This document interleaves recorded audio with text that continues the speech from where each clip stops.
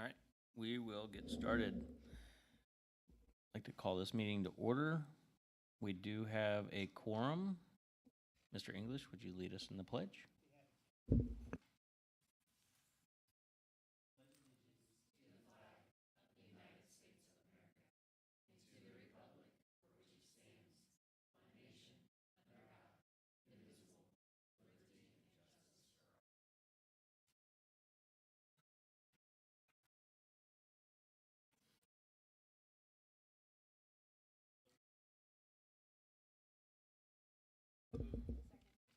All in favor, say aye.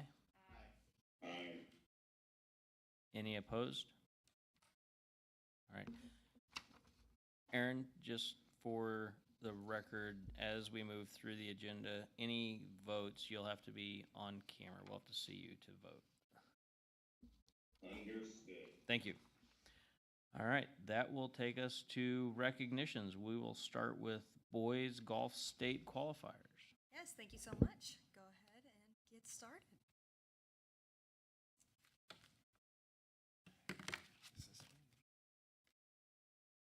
I'm Coach Hughes. This is Brody. First of all, I want to thank the board for all the support that you guys give us as a program and activities department. So thank you. First thing, I'm going to talk a little bit team-wise. Our team was very successful this year. I think we had a couple tournament wins, a couple second places, and a lot of that was part due to Brody and his successful play this year. Highlight a couple of successes that he had. He was first team all conference. He was first team all district. And we are class 5 and our district is loaded. It is really, really, really difficult. And so to place in the top 5, I think in that for first team all district is amazing. So he did a really good job there. He actually played his best round of the year at the district tournament, which is probably the hardest tournament of the year, even though everybody thinks about state being the hardest. All the pressure is at district. To get out of there, you have to play a round of golf that is mistake-free to be able to advance. And he put together his best round of the year by far, probably 5 shots. So it was amazing to watch. He played well at state. It was a great learning experience for him, and I'm excited to see where the next 2 years lead. So especially being a sophomore and qualifying at class 5 is a huge accomplishment. If you look at the list, it's like junior, sophomore, or senior, all seniors, juniors, and a few freshmen and sophomores sprinkled in. So it's a big accomplishment to qualify as a sophomore at class 5. So it was a great year for us. So thank you.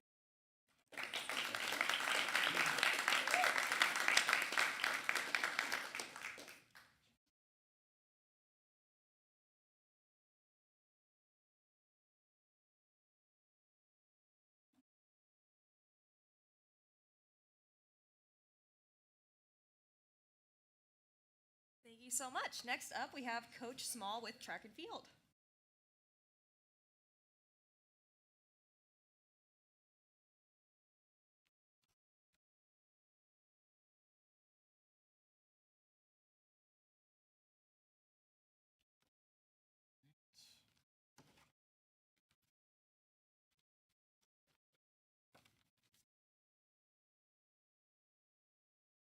Well, hey, thank you again for having us. I just want to echo what Coach Hughes said about welcoming us here and supporting us. We really do feel that as a program.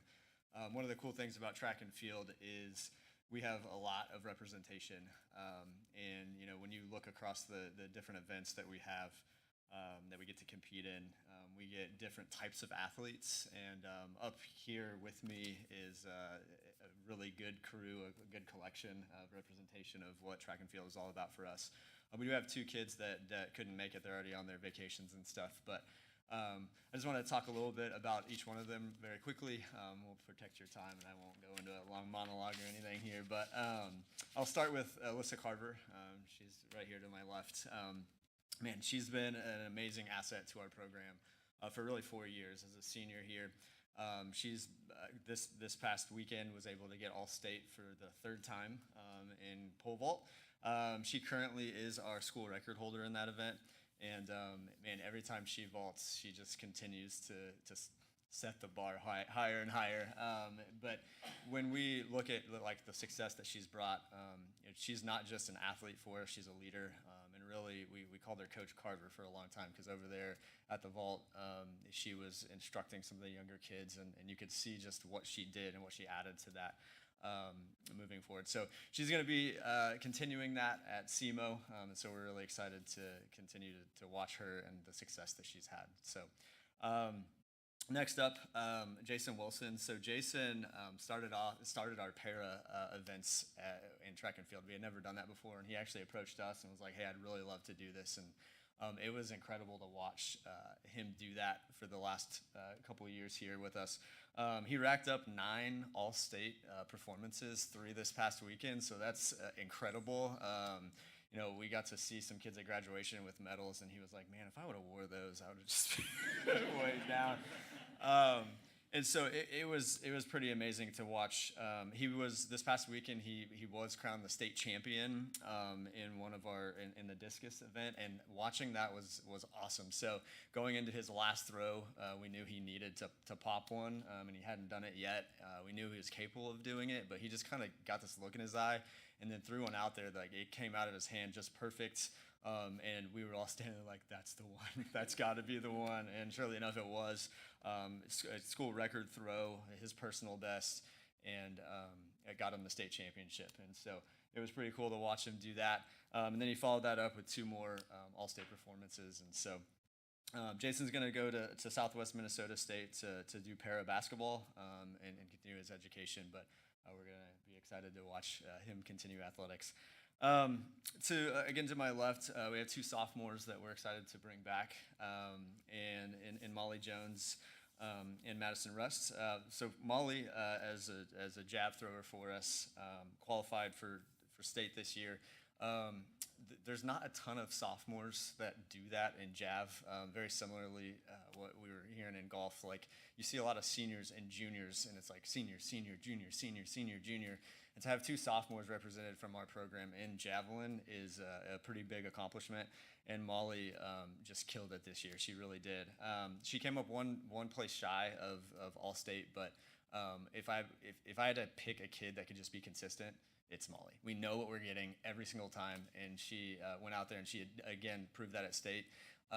We had girls that just like had that one throw that eclipsed her. She was way more consistent than anyone out there, and came up at a couple centimeters shy of being all-state performance. And so, in our eyes, she's one of the best out there to do it in the state of Missouri. And then Maddie Rust. Dog, as we call her, but so Dog. Third place at state this past weekend in an event again laden with seniors and juniors and stuff. She has our school record in that event, and watching her throw, it's a lot of fun. You get to see her like blaze down the runway and then just uncork this thing that like most kids. Watching the directionality of the throw and how it travels through the air and stuff, it's just been pretty cool. But when she got one of her throws in order to get the all-state performance, it was 42.99, I think. So we're questioning the mark. We wanted to get that 43, that 1 centimeter. But yeah, no, just an incredible kid, incredible athlete for us, and we're really excited to have both of these 2 back moving forward. So Drake Ford and Asa Kime couldn't be here, but they both also achieved all-state status for us. And what's really amazing is that as you look up here, you're not just seeing like kids that got to state.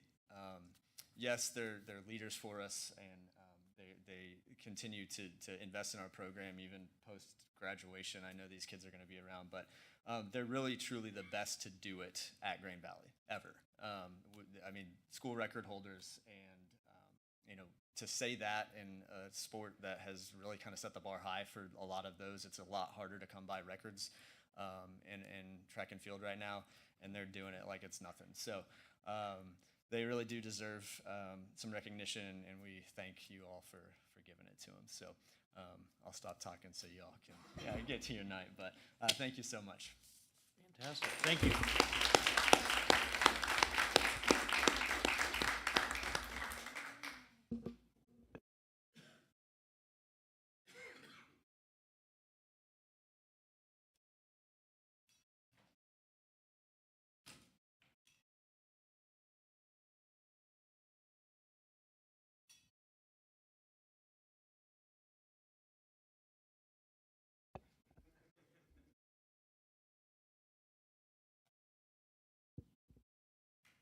All right. Everyone is more than welcome to stick around for the rest of the workshop if you want. Otherwise, you are excused at this time. And congratulations, everybody. Great job.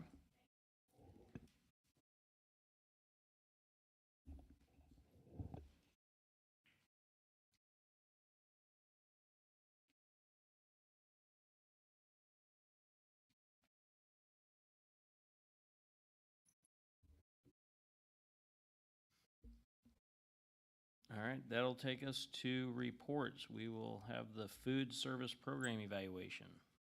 Yeah, we're pleased to have Director of Food Services, Andy Hughes, with us tonight, so deliver his program evaluation. Good evening. Thanks for the opportunity to highlight some of the accomplishments of the food service department. First off, the biggest accomplishment, the biggest way we judge ourselves is, did we serve more meals than we did the year before? So proud to say for the 10th year in a row, we served more meals this year than we did last year. So 530,000 meals were served by 34 amazing, hardworking, dedicated staff members that there's no way we could do it without them. So very proud of them and just what we do every day for our students. So also proud of the renovation of the high school. It's a small serving area that we serve a lot of people in. And the biggest challenge we had was getting them, a lot of times they were standing in line longer than they actually were eating. And so we really sped the process up by leaps and bounds. And so we're really proud of the way it looks, and B, what it does for our students. And then we have some new digital menu boards that we're really proud of that let the students know what's there for them, nutritional wise, giving them that information as well. And then our biggest challenges coming up will be just the loss of some of our key, we have 2 people retiring this year. That's 50 years of experience in 2 people. And that's just going to keep happening. A third of our workforce is 15, 20-year people that in the next 3 to 5 years will be leaving us. And so just identifying leadership, training, and having that training in place to where we can keep this going. I can keep telling you how much, how we did better and better and better.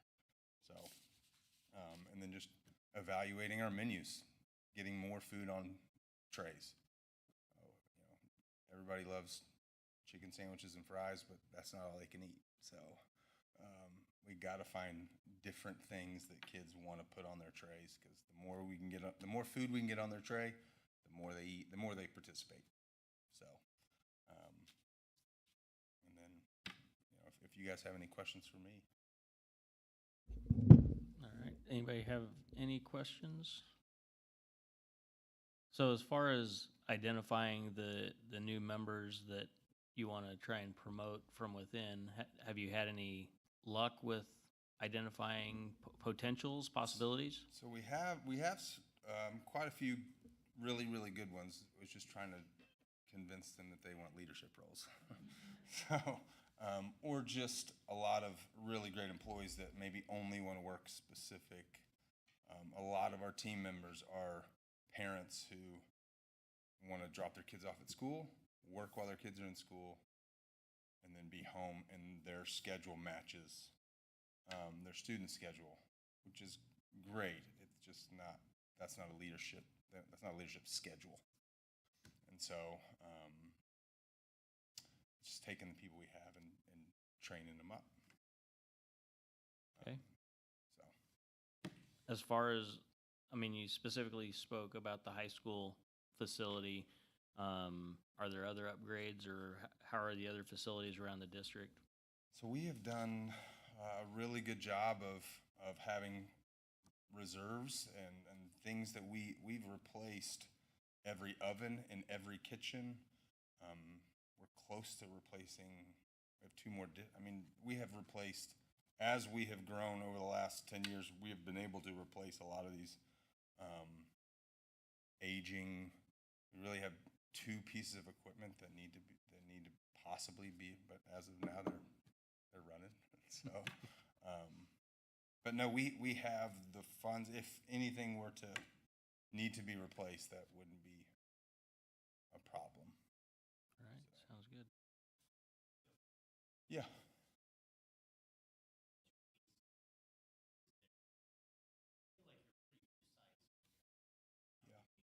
Yeah. So at the elementary level, there's really not a ton of waste because we ask the students what they want. And so we have, not only do we have previous history of what we served, we have a count of the secondary level. There's a decent amount of waste because we don't know what they want. And I think it's very important that the first shift student that has all the options has the same lunch as the fifth shift student who maybe, at times, if we were really focused on waste, that student may not have all the options. So yes, there's a lot of waste. We try to reserve some things, but most of the things, if it's breaded at all, you can't. That's not how you grow your department, by trying to reserve things. There's nothing, once it's cooked, there's nothing you can do with it. No, the liability of that is there's just, and nobody will take it because there's the chain of, I don't take custody, it's a weird, I don't know if that's the proper term, but there's no way to make sure that it's safe going from here to wherever. But yeah, you're welcome. Any other questions? All right, Andy, thanks for coming, and we appreciate it. Yeah. You guys do a lot for all of our students, so. All right, that will take us to unfinished business. We'll start with the 2025-2026 budget. The first link that you have is the slide deck. We went through this slide deck in April, but since then, the state adequacy target has been increased, and so we've gone in and updated actuals for the current year that's ending, and we've also updated our pay increases and the implications on the budget. So we can take one of two approaches, and we have Mr. Hooper to help walk us through much of the changes. We can start at the beginning again and go through it, or we could really just emphasize tonight what's changed since you saw the program or saw the presentation in April, which would get us started about halfway through the slide deck. I think we've all everything previous. So I'll have Dr. Gooch on the slides, which the heading is fixed costs include those expenses the district must continue. Yep. So Dr. Gooch has it in the back corner, and board members should probably follow along on your laptops. And Mr. Hooper, if you would drive on this one. Sure. So this doesn't have a ton of information on here, just really kind of some of the big expenditures that we must continue on as we every year. So our property and liability is one that we kind of look at, and this year we just budgeted a little bit of an increase on that, nothing too significant.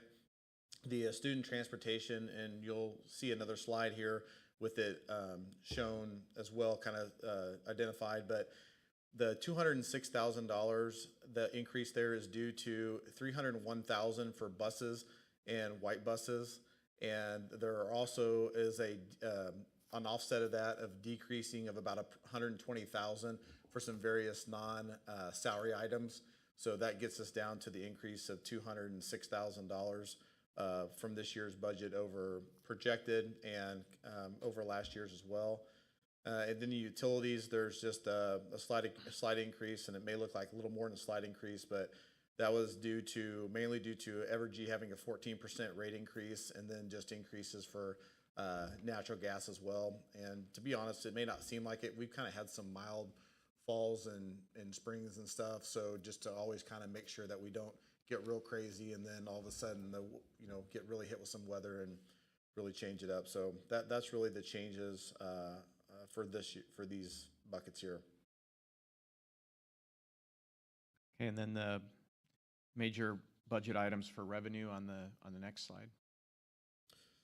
So really the only changes on this from the original one would be the increase in the SAT is now $2,484,000. And then we also have that including, continue in there, the 169-day incentive of $248,000. And then there is an increase once we receive the actual revenues for ECSE this year. It allowed us to increase our estimates for next year $181,000, approximately $181,000. Aaron, as we go through, do you happen to have in front of you what the April balances were on some of these, or how much the change was, for example, in the increase in SAT, the impact? I was just going to start pulling it up. We can answer some of those. I do not. You mean from April's to this? Yes. I do not. Sorry, I do not. So it had to be, it's about $1 million difference. About $2 million difference, because I did run the numbers between the SAT from this the beginning. At 6760 and 77145. It's about a $2 million variance. So it increased pretty significantly. So just think about that when we talk about how we're budgeting for revenues, because we still could get nothing, or we still could get get fully funded, and that's about a $2 million swing depending on what we get on that. Yeah, so. look, it looks like in April we were at 680,000 for the SAT, and now we're at 2.4 million for the SAT. It was a big deal.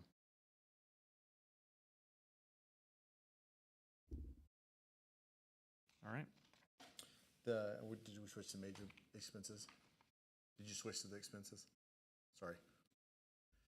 The only thing that would really change from the expenses is we added some $90,000 was not on the original one in April, and that was due to some technology expenses, some server batteries, and increased technology costs. But I believe that is the only number that changed from the April slide.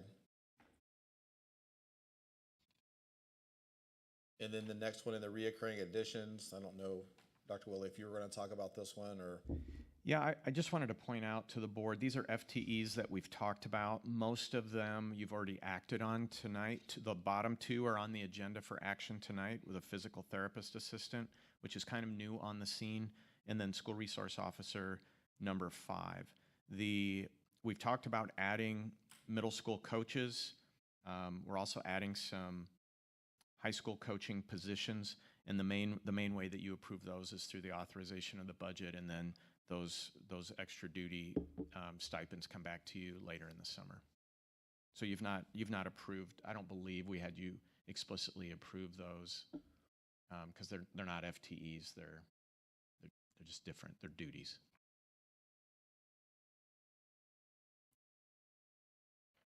So the next slide in there, the summary of changes for 2025-26 proposed operating budget.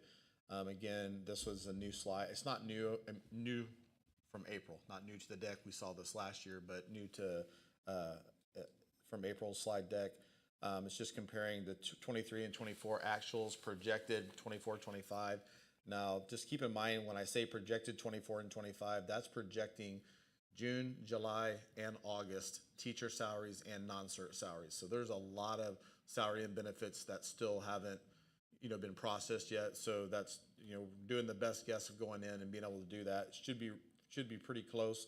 But just to know that that's still a lot of salary and benefits that have not been processed yet. And then trying to also estimate the expenditures for June as well. And whatever we have, we use the actuals up to this point. And so this is just doing a comparison to the end of the year and then looking at comparing that to what we're projecting for budget for next year.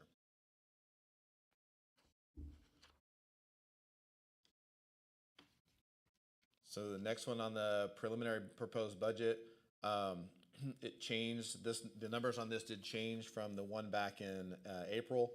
As you can see, right now, we're sitting at total revenues of $66,086,933 and total expenditures of $65,894,181. So right now, we are over $192,752. When we look at looking at the charts over there, the graphs, I did kind of look last year. Local is up 2%. It went from 48% to 50%. State increased 1% decreased 1% from 45 to, or 46 to 45, but everything else is really pretty consistent. We are still around the 80% between benefits and salaries, which is where we want to be. I want to go to the 192 in the black on this preliminary budget. So the legislature did increase the SAT, the state adequacy target. It is sitting on the governor's desk. He has indicated that he is going to sign it. At least that's what he told the Senate. But it isn't signed yet. So we're building this budget on the assumption that that the governor is going to sign it, that the economy is going to stay strong, because not all the revenue, some of the revenue that supports our state funding is based on the economy. It's based on sales tax revenues. So this 192 looks like we have a surplus, but I would say this is just a budget surplus. This isn't real money yet. You see what I'm saying? So one thing, and then there's the, you know, you don't want to say these two words, but Jackson County. So it isn't real yet. It's a little bit of a buffer. The other thing that's happened is in the last 2 to 3 years, Aaron and Nick have really gone in and really kind of tightened up the margins on department budgets, on just all sorts of different functions. So we're just trying to be a little more lean and try to get better at predicting with tighter margins. So this 192 is our wiggle room. And the other thing that's kind of built in, because from the board's perspective, like what happens if things go south, or what happens if, you know, the assessed valuation doesn't come in the way that the county projected it? Well, we've got some other safety levers. We're going to show that we also are budgeting for 4 large buses and 2 of the smaller white buses. Well, we're going to order some of those up front, but some of that equipment we're going to wait until we see how the state revenues are coming in the fall before we authorize. So we're not going to start the school year with those buses. And between the 192 and what we are setting aside for the buses should give us the buffer that we need, so that if the if the economy doesn't generate what it needs to, or the other thing, because the other thing the governor can do is, if it doesn't look like the state is going to be good on their budget, even though he signed it, he can withhold it. So if we're withheld, then we're going to also hold off on ordering those buses. So we're trying to pad or buffer our risk with one-time expenditures versus saying, man, if we could just hire 8 more paras and 5 more teachers that are recurring obligations. So we've kind of said, we've got buses we need now. We have a list.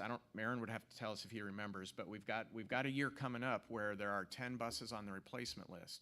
So if we can replace a couple of them a little bit sooner, then it's less of a burden once we get to a heavy list. Is that 2 years out? I believe it's in 28. Okay. So we got our eyes on, you know, what are big expenses that are coming ahead. So anyway, I wanted to frame the over under for you a little bit. Thank you. The next one that changed would be the addition of these last 3 slides would be the projected 2024-25 operating fund balance. So right now we are projecting an ending fund balance of 21.75%. And just to kind of give a reference, That's about 1% less than what we budgeted last year. So I'm calling that as a win. But last year I believe it was 22.85, and really the reason behind that is, or the main driver is because of the reduction is because we are lagging in the collection of local property taxes, so the real estate and property and commercial taxes. We're lagging in that. We still have $550,000 that was protested. And then I reached out to the county last week and kind of asked them to say, hey, can you tell me what you sent out and what we've collected? And what she gave me was what they sent out plus whatever was still owed at the beginning of 24, and then where we stand now, we're like $2.6 million that we haven't collected yet. So because when I'm looking at the budget, I'm like, why are we almost 800? We're about 800,000 below what we budgeted, and I was trying to figure out why. And I think some of it, 500 and some thousand of it is protested, and the others people just haven't paid. So that really is, I think, the biggest driver behind this drop and why we're at 21.75% as opposed to being higher, because I put the number in and it got us over the 22%. It was really close to what we had if we had collected all of it. So that's just a little bit of information there. And then the next slide here is basically the projections for the fund balance at the end of 25-26, and we're pretty much right on where we were this year, just slightly down from the percentages. And then another thing to keep in mind on these percentages is that we can keep the balance at the end can be the same, but because our expenses keep going up every year, it's going to start reducing as well. So every year we're giving these raises and, in the steps and all that stuff, that our fund balance can be the exact same, but our percentage is going to keep creeping down a little bit. So, but again, it isn't anything, not of anything of concern. And then debt service? Yep, and then the debt service, this is really just kind of an idea in tracking our debt service, where we ended up this year. You have the locals where there's the 17 million, it looks crazy high, then the expenditures of 19 million. We had one refunding and one bond that closed out, so that's why you're seeing these higher kind of crazy numbers. And then when you look at the next year's projection, right now, we may do a refunding or we may not, but those really kind of offset each other because you end up paying off the other and you get the money for the new. So it's really kind of not necessarily a net zero, but it's pretty close. So, that's just the projection of the ending fund balance at the end of next year of 10,723,438. And the last page with the challenges, there's really been no. On the debt service, Yes, sir. based on this slide, have you put that side by LJ Hart. I have not. I've not seen that, so I don't know. Yeah. When they did the refinance. Yeah. It would have been their projections from when they did the refinance work from last winter, but Yeah. we'll pull it up. Okay. Yeah, I have not seen that, so sorry. Yeah, and then there were no changes on the last page. The only other while we have Aaron, the other attachment, this is something new, but it's kind of a 3-year projection. So with our current obligations, so it's a completely different attachment than the slide deck, but kind of projecting out 3 years. And so we'll let Aaron kind of talk you through that as well. So this really kind of is, the purpose of this is really kind of twofold. One is to kind of to show, to give you guys an idea of, sorry. Oh, sorry. Yeah. Good. Okay. Is to kind of put before you guys and give you a picture of where we're at right now, where we're budgeting, and then if we continue on with the current salary increases that we'd like to do over the next 2 years, beyond 25-26, and just the other, how the revenues are kind of estimated. Again, all this is estimations. And then where we're kind of going to stand, just to give you an idea of here's where we're at. So the first one that you're looking at is a $1,000 increase to the base for certified salaries, and then 2.6 for classified and administrator salaries, and additional steps for all of those. So that's what the assumption that was made for 26 and 27 and 27 and 28. And you can see how the numbers, how they fall through. I will just tell you the percentages of the revenues that I was using come from an individual that's really respected in the state of Missouri. This is what he had on his sheet. The property taxes, because the 26 and 27 is a non-assessment year, that's why it's kind of flat. There's just a little bit of growth, potential growth in the tax revenues there, and then there's a little bigger increase in the 27-28 school year. So this is just to kind of give you an idea of where we're at. The second page here is if instead of doing the $1,000 base increase, we do a $500 base increase to the certified, as well as a 1.2% increase to classified administrators' salaries and an additional step. So you can just kind of see these numbers projected out as well for the next 2 years past next year. And why I said this is twofold. One of the rating agencies, one of the new things for their, when you do bond, one of their requirements is to show that you're showing projections to the board. So we're kind of doing that one where now we can satisfy and say, yep, we've showed the board some projections on there, so. And so one of the things that we had talked about previously that probably wasn't looked at when we did the initial bond passage was the possibility of staff members not just having the step, but getting, another level, whether it's a master's or a doctorate. None of that's been taken into account with any of this, with possible other achievements. Right? So you don't take, when you project the budget for the next 2 to 3 years, do you leave all the certified staff in their same columns and just move them the steps? Or do you have some assumptions that they move over? So each one of them would still have, because that sheet has $200,000 a year built in for, like right now, we build in $200,000 for step increases, so people moving in the steps.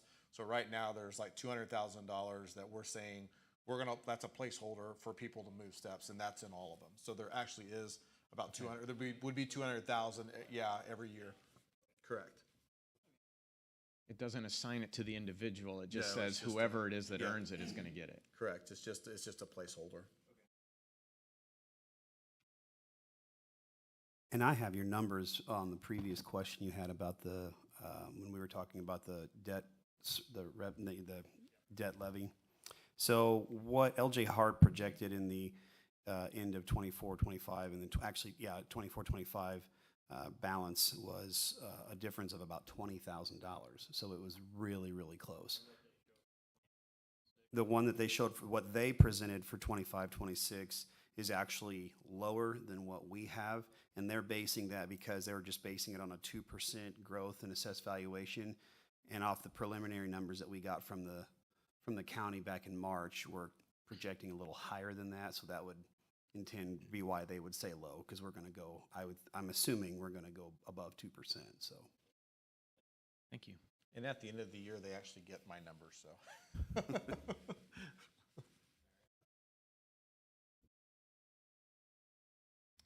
Then you also have an attachment, which we will answer any questions on, but we just want the board to have the detailed line item budget. So you do have access to that in your packet. But the idea is that we bring this budget back to you as an action item in 3 weeks at your business meeting.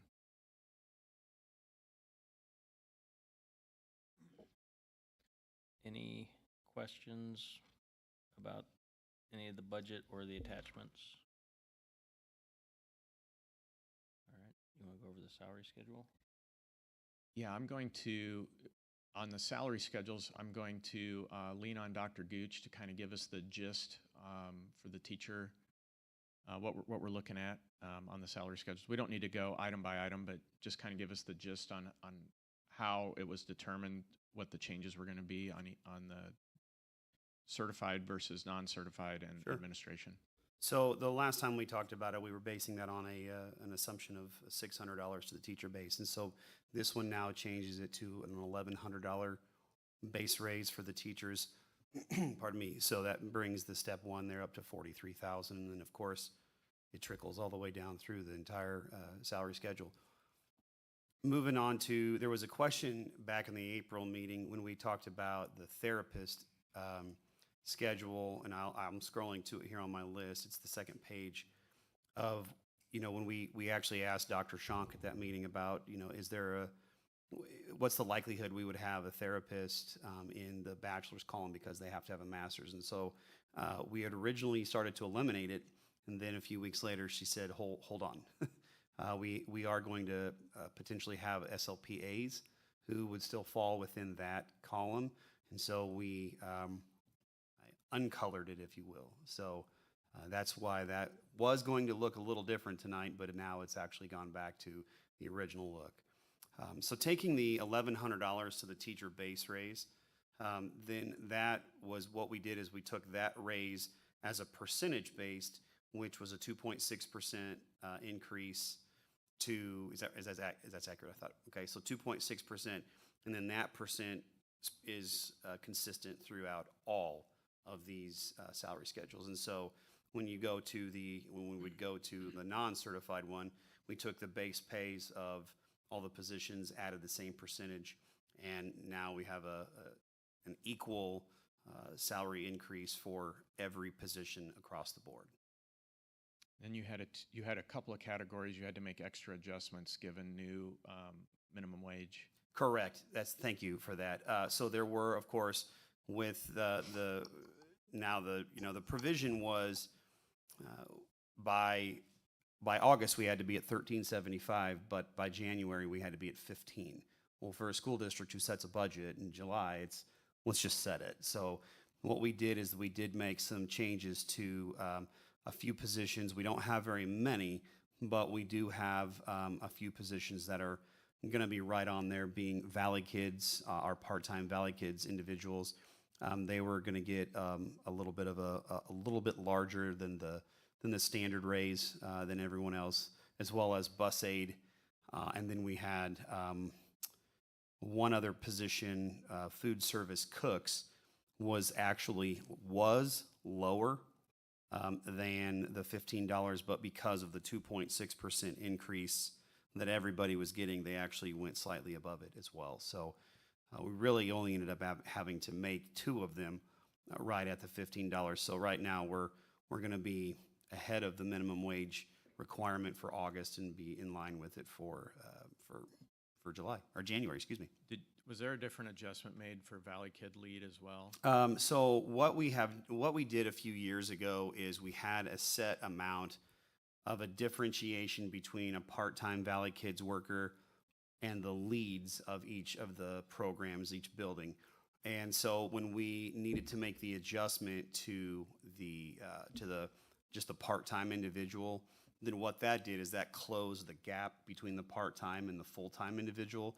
So really what we ended up doing was the increase for the part-time individual to get them to that $15. We made the same adjustment to all Valley Kids positions, actually, including the lead. So I want to say I feel like it was somewhere in the neighborhood of, instead of 55 cents approximately, it was 83 cents an hour. Thank you. All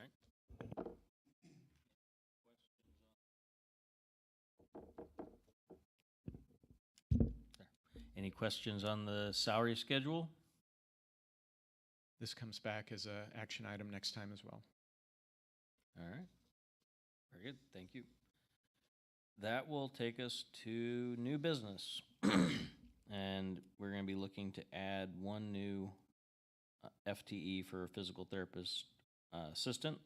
I'd look for a motion to add one physical therapist FTE for the 2025-2026 school year.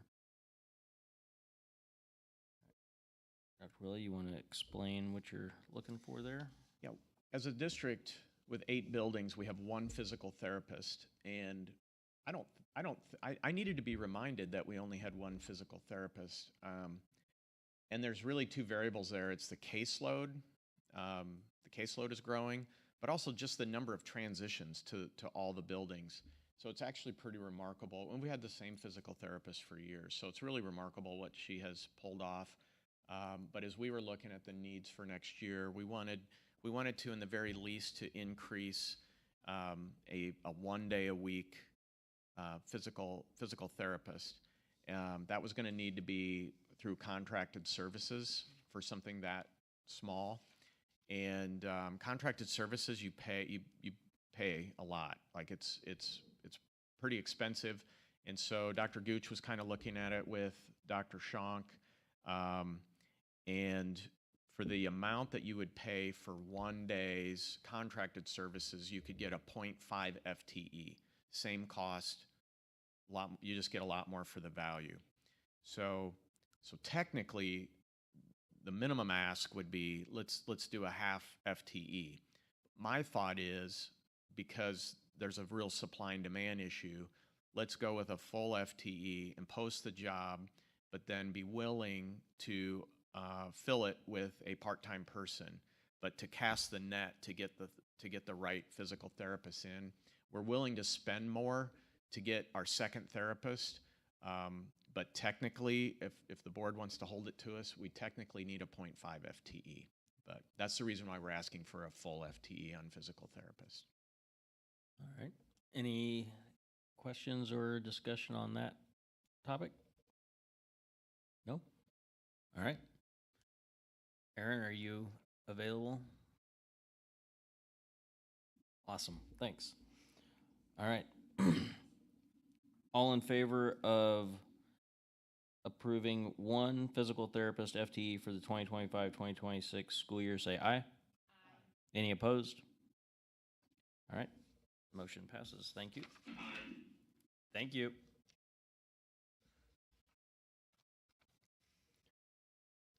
The next one on the agenda will be to add 1 FTE for a school resource officer.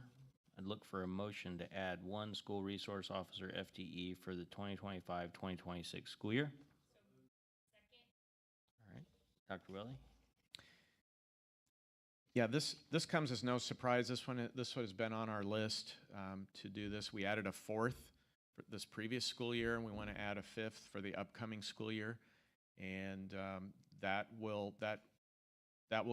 continues us on our journey to kind of follow what is an unofficial ratio that is kind of known nationally, that roughly you have an SRO for every 1,000 students in your school district.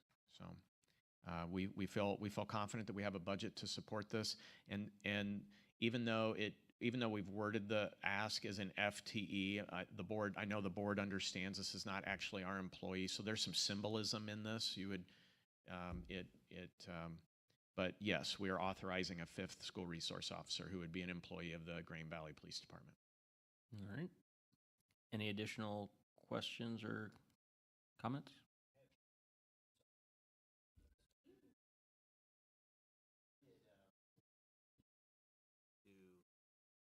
Chief, and what's the availability, et cetera?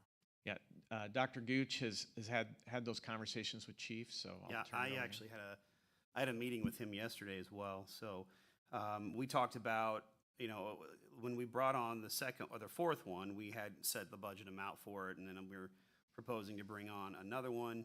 And so he and I talked about it. He is going back to his finance individual with the police department, and also having conversations with the city to also ensure that they're on board with it as well. Because even though we set aside the funding to pay for this, there's also some additional cost for the city to do this as well. Then there's a car and things like that. So Philosophically, is the department have a concern about? no, adding not at another all. school resource officer? Actually, so I did ask.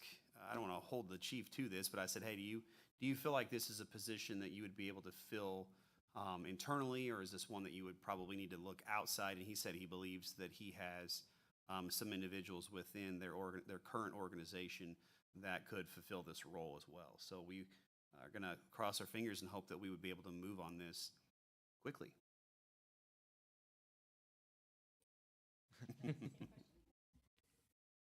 I'd like to amend the motion that we fund a full-time school resource officer, since it's not technically our employee. All right, is there a second? Second. All right, any discussion on the amendment? All right, so the new motion the amended motion is going to be to fund one school resource officer for the 2025-2026 school year. All in favor of the amendment, say aye. Any opposed?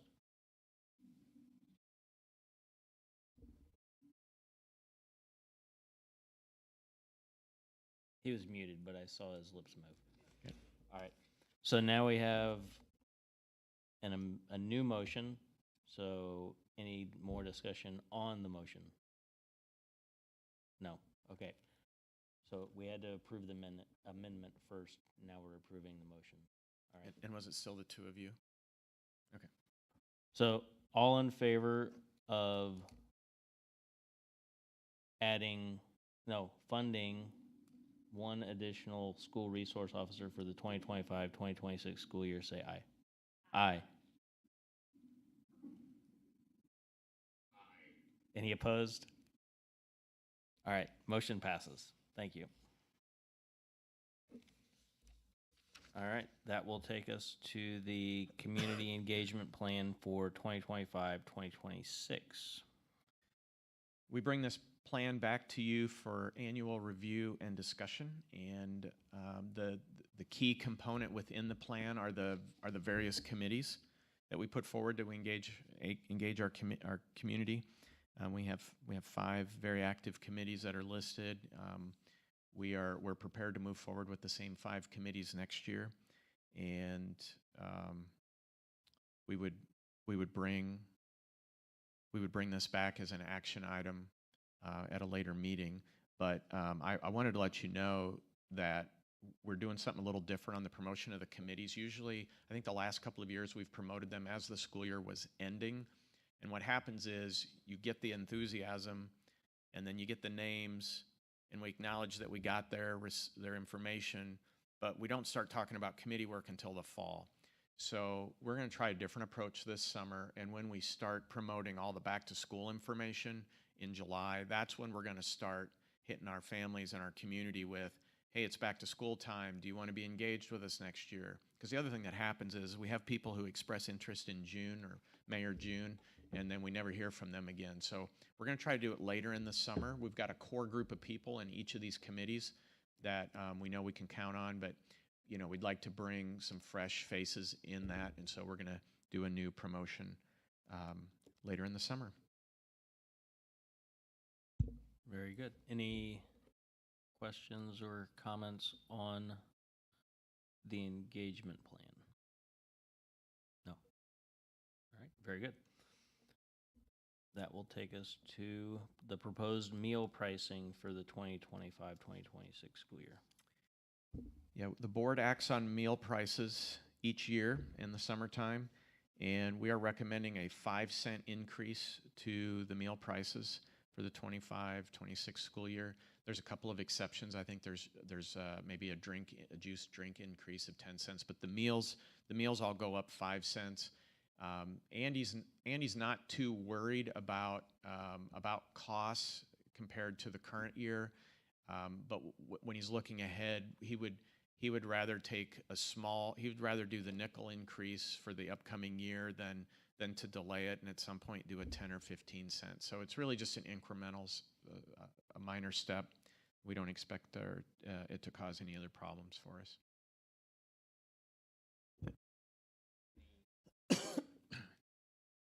Comments on the meal price increase?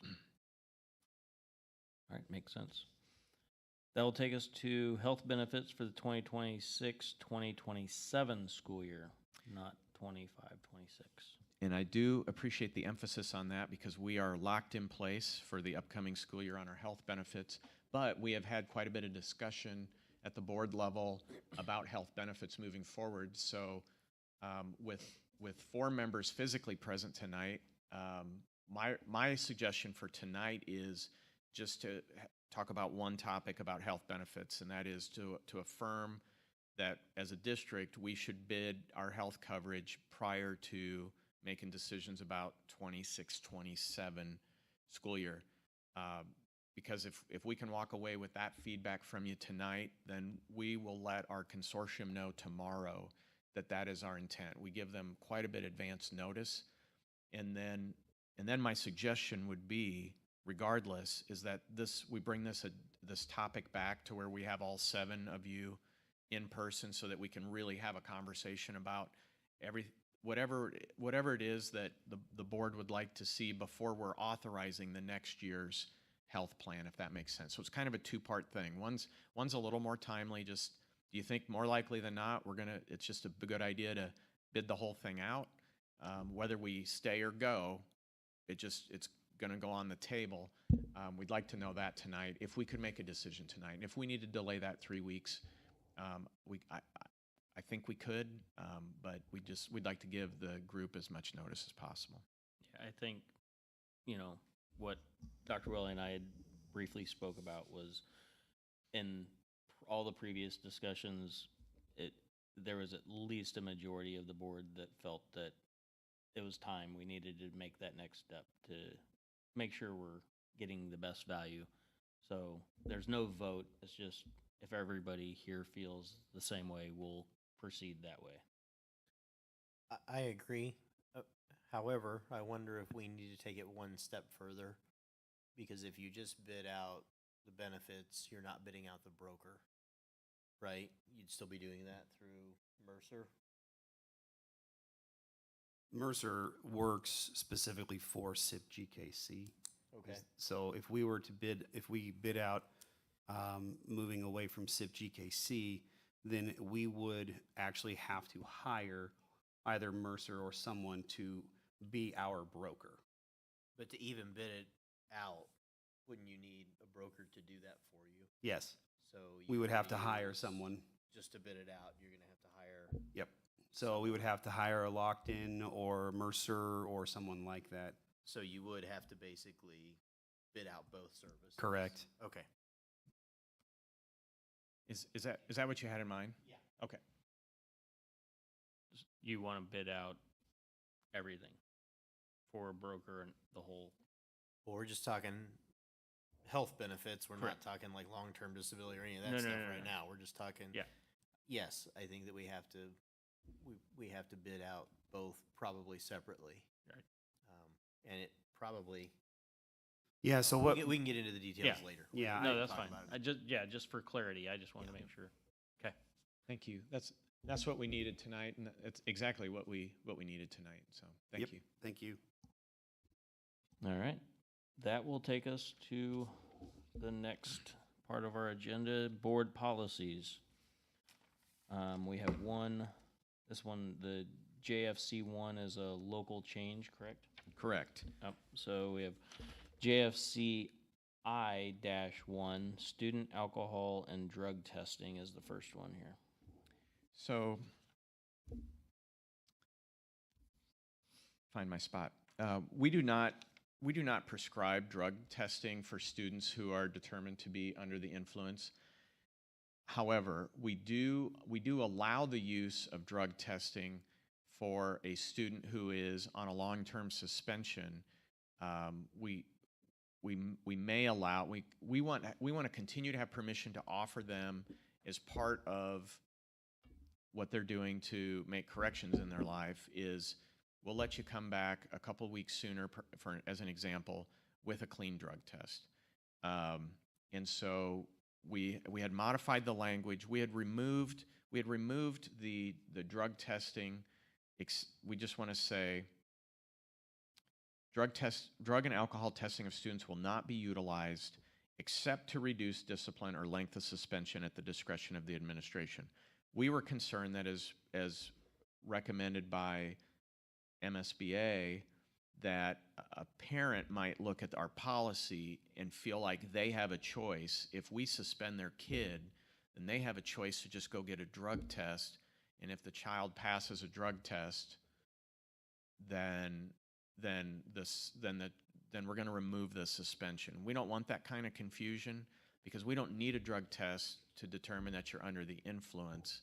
And if we do give a drug test for a condition of reentry, it's going to be at a lab that we prescribe so that the test has the thresholds that we accept, rather than you can't just go to Walgreens or some other lab that we're not familiar with. So MSBA generates a lot of language for us, and a lot of it is recommended language. And in this case, we just want to tailor it more to specifically how we want to use drug testing. And so that's why you're seeing this brought back for review.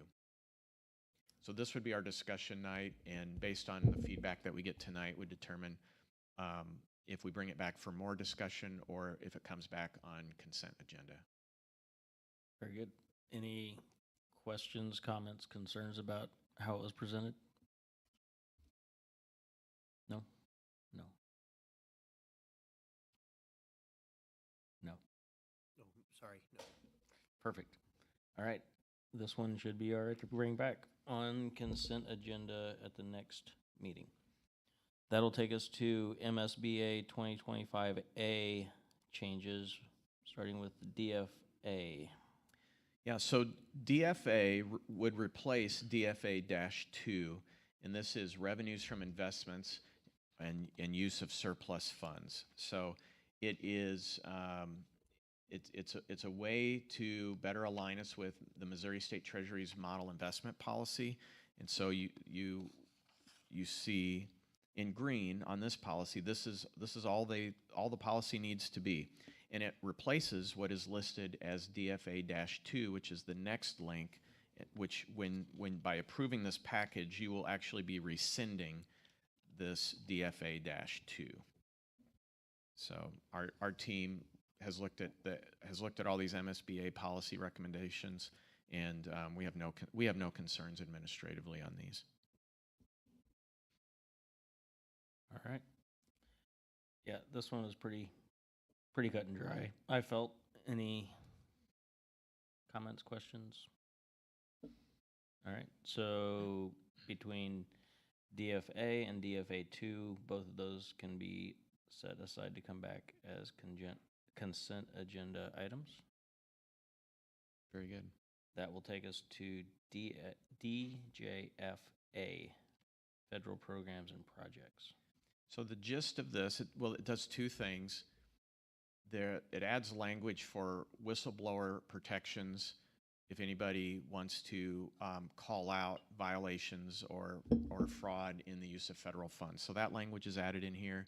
And then there's some new procurement language that would apply to us if at some point in the future we are using more of our federal funds to buy supplies. And I don't mean school supplies, but buy materials rather than currently our Title I money pays for salaries and benefits. So it's not relevant to us, but looking at how in the future maybe we would be governed by this procurement guidance, we're fine with the recommended changes. All right. Any questions, comments, or changes on this one?